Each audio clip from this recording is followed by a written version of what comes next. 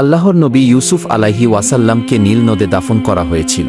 তারপরে এটি উদ্ধার করেছিলেন। আল্লাহর আরেক নবী মুসা আলাইহি ওয়াসাল্লাম মনে প্রশ্ন জাগতে পারে, কেনই বা ইউসুফ আলাইহি ওয়াসাল্লামকে নীল নদে দাফন করা হয়েছিল এবং এর পেছনে কি কারণ ছিল? ভিডিওটি সবচেয়ে সুন্দর মুহূর্ত শেষের দিকে। আসুন তবে জেনে নেওয়া যাক হযরত ইউসুফ আলাইহি ওয়াসাল্লামকে নীল নদে দাফন করা হয়েছিল যে কারণে।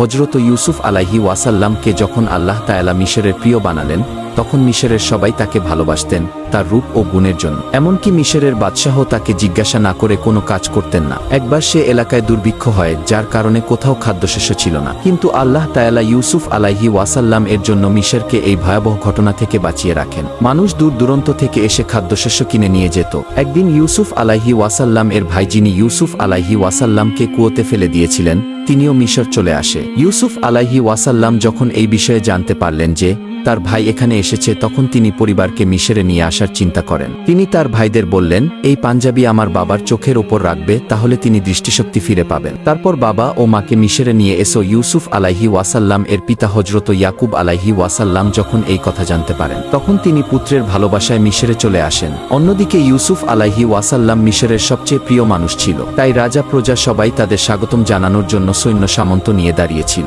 কারণ ইউসুফ আলাইহি ওয়াসাল্লাম এর বাবা মা বলে কথা। ইউসুফ আলাইহি ওয়াসাল্লাম এর বাবা তার ছেলেকে দূর থেকে দেখে জিজ্ঞাসা করলেন, এই সৈন্যবাহিনী কার? তার ছেলেরা উত্তর দিলেন, এই সৈন্যদল আপনার ছেলে। তখন নবী ইয়াকুব আলাইহি ওয়াসাল্লাম আল্লাহর শুকরিয়া আদায় করতে থাকলেন। এরপর হযরত জিবরাইল আলাইহি ওয়াসাল্লাম হাজির হয়ে বললেন, হে আল্লাহর নবী ইয়াকুব, দেখো আল্লাহ তোমার ছেলেকে কতটা সম্মান দিয়েছেন, আর আজ পিতা পুত্রের মিলন দেখতে আকাশের ফেরেশতা জমিনে চলে এসেছে। তখন ইয়াকুব আলাইহি ওয়াসাল্লাম ও ইউসুফ আলাইহি ওয়াসাল্লাম মিলে সবার সামনে কান্না করতে লাগলেন, কারণ 40 বছর পর তাদের সাক্ষাৎ হয়। তারপরে ইউসুফ আলাইহি ওয়াসাল্লাম পিতাকে জাঁকজমকভাবে তার আসনে বসালেন।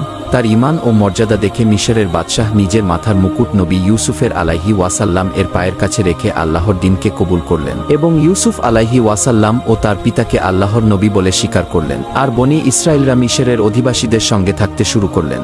ইউসুফ আলাইহি ওয়াসাল্লাম এই সময় একটা শহর বিস্তার করলেন, যার নাম তিনি কৌশান রাখলেন। সময় চলে যাচ্ছে। এই ঘটনার প্রায় 24 বছর পর ইউসুফ আলাইহি ওয়াসাল্লাম এর পিতা ইয়াকুব আলাইহি ওয়াসাল্লাম যখন মৃত্যু যায়, তখন তার শেষ ইচ্ছা ছিল যেন তাকে তার বাবার পাশে কবর দেয়া হয়। তিনি মারা যাওয়ার পর ইউসুফ আলাইহি ওয়াসাল্লাম তার বাবার ইচ্ছা মতো হযরত ইব্রাহিম আলাইহি ওয়াসাল্লাম এবং হযরত ইসহাক আলাইহি এর পাশে দাফন করেন এবং ফিরে এসে মিশরের শাসনভার চালানো শুরু করেন। মিশরের প্রতিটি মানুষ, বাচ্চা থেকে শুরু করে বৃদ্ধ পর্যন্ত সবাই ইউসুফ আলাইহি ওয়াসাল্লামকে আল্লাহ তাআলার রহমত মনে করতেন।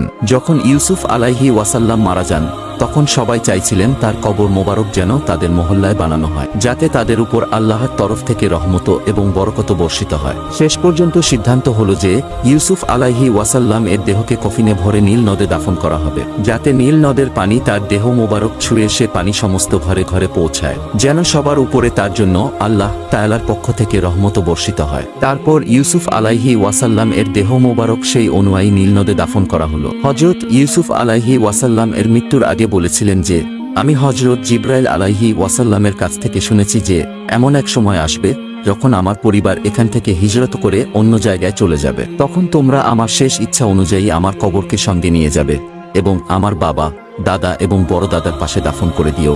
এভাবেই দিন কাটতে লাগলো এবং সময় বদলাতে লাগলো। এরপর মিশরের নতুন বাদশাহ বনি ইসরায়েলের উপর অমানবিক নির্যাতন শুরু করলো। তখন আল্লাহ রাব্বুল আলামিন সেই অত্যাচার শেষ করার জন্য কয়েক শত বছর পর তার নবী মুসা আলাইহি ওয়াসাল্লামকে প্রেরণ করলেন। মুসা আলাইহি ওয়াসাল্লাম যখন ফেরাউনের শাসন ব্যবস্থা ধ্বংস করে দেয় এবং মিশর থেকে তার সম্প্রদায়কে নিয়ে চলে যাচ্ছিলেন, তখন জিবরাইল আলাইহি ওয়াসাল্লাম হাজির হলেন এবং বললেন, আল্লাহ তাআলার আদেশ, ইউসুফ আলাইহি ওয়াসাল্লাম এর ইচ্ছা পূরণ করো। ইউসুফ আলাইহি ওয়াসাল্লাম মারা যাওয়ার আগে বলে গিয়েছিলেন যে আমার সম্প্রদায় যখন এখান থেকে হিজরত করবে, তখন যেন আমার দেহ সঙ্গে করে নিয়ে আমার বাপ দাদার কবরের পাশে দাফন করা হয়। তখন মুসা আলাইহি ওয়াসাল্লাম তার সঙ্গীদের জিজ্ঞেস করলেন যে কে এমন আছে যিনি জানেন যে ইউসুফ আলাইহি ওয়াসাল্লামের কবর কোথায় দাফন করা হয়েছে। তখন এক বৃদ্ধা নারী বললেন, আমি জানি ইউসুফ আলাইহি ওয়াসাল্লাম এর কবর কোথায় রয়েছে।